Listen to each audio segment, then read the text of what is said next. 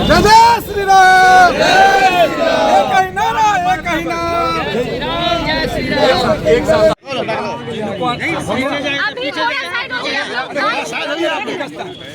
प्रधानमंत्री श्री नरेंद्र मोदी जी मिथिला को और कोसी को एकदम हृदय में लगा कर रखे हैं। ऐसे पूरे बिहार को, पूरे देश को हृदय में लगा हैं। आप इस मिथिला के को देखिए और कोसी को देखिए। कोसी भी मिथिला ही का अंग है। देखिए कि विकास से कितना दूर था। सड़कें नहीं थी, रेल लाइन नहीं था, एयरपोर्ट नहीं था, कोई बड़ा मेडिकल अस्पताल कॉलेज नहीं था, और यहाँ उद्योग के लिए कोई बड़ा उपाय नहीं था। तो आज प्रधानमंत्री जी दरभंगा में एम्स दिए, दरभंगा में एयरपोर्ट दिए, मधुबनी में छोटा एयरपोर्ट दिए, चारों तरफ से NH 4 लेन और 6 लेन का चार्ज लिया, रेलवे लाइन हो गई, मखाना बोर्ड बना, और मधुबनी पेंटिंग को दुनिया भर में प्रधानमंत्री जी पहुंचा दिए।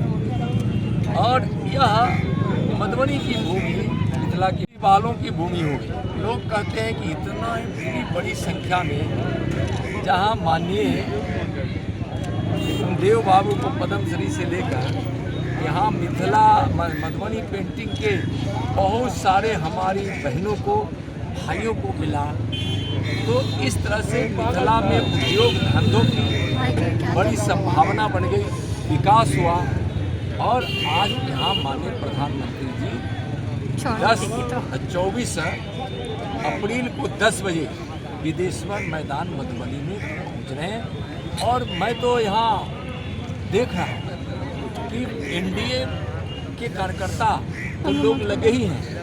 जो पंचायत प्रतिनिधियों को जो आमंत्रण किया गया है, जिसके लिए बिहार के प्रधानमंत्री आवास योजना से बड़ा काम किया गया है, यानी कि सबको जो भी वेटिंग लिस्ट में थे उस पर जो काम किया जा रहा है, यानी कि और जनप्रतिनिधियों के उस कार्यक्रम में आना एक अद्भुत है। तो यहाँ सब मिलकर, यानी यूँ कहें तो NDA के नेता कार्यकर्ता तो उस आम सभा की तैयारी कर ही रहे हैं, लेकिन आम जनता कर रही है। लोगों में उत्साह है कि हम वैसे प्रधानमंत्री जी को देखने चले जो गरीबों की मसीहा है, जो विवेकानंद की भविष्यवाणी को पूरा कर रहे हैं कि हमारे देश में 21वीं सदी में, यानी 2047 आते आते कोई भूखा, कोई बेबस, कोई बेघर, कोई अशिक्षित न रहे, और विकसित भारत हो, प्रति व्यक्ति भारत का सबसे ज़्यादा हो। वैसे प्रधानमंत्री को देखने के लिए लोग लालायित है, जो अपनी पूजनीया माता जी को भगवान से ज़्यादा मानते थे। वो जब शतायु होकर अपने जीवन को छोड़ स्वर्गवासी हुई, तो उस समय वह अपनी माता जी की अर्थी को कंधा देकर चिता की अग्नि सिर्फ शांत ही हो रही थी कि वह वंदे भारत ट्रेन के रवानगी के उद्घाटन के लिए, लोकार्पण के लिए चल पड़े। यानी कि तुरंत देश सेवा जन सेवा में लग गए। वैसे प्रधानमंत्री जो जाकर अपनी सीमा पर नौजवान और देशवासियों को विश्वास दिलाते हैं कि हम कृष्ण के सुदर्शन के भी पुजारी हैं तो मुरली के भी पुजारी हैं।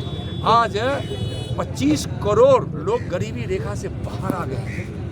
आज जनधन खाता से आज 45 लाख करोड़ रुपया सीधा DBT के माध्यम से लोगों तक पहुंच गया। भ्रष्टाचार तो कमा है। तो इस तरह से विकास की गंगा छात्रों का खड़गे जी कल और कांग्रेसियों को तो भ्रष्टाचार, परिवाद और RJD वालों को तो उससे ज़्यादा निकल ही नहीं सकता है उस व्यवस्था से। खड़गे जी क्या कहेंगे, उनको पता है, मोदी जी को पता है कि ज्ञान की भूमि, कर्म की भूमि बिहार रही है।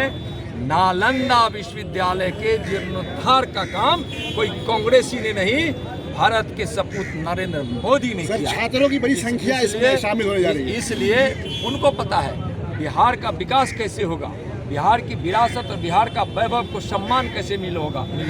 वह मोदी जी जानते हैं, नरेंद्र मोदी जी जानते हैं। ये कांग्रेसी सत्ता में रहकर भ्रष्टाचार करने वाले, गरीबों को सताने वाले, अपने परिवार के लिए सब काम करने वाले क्या बोलेंगे?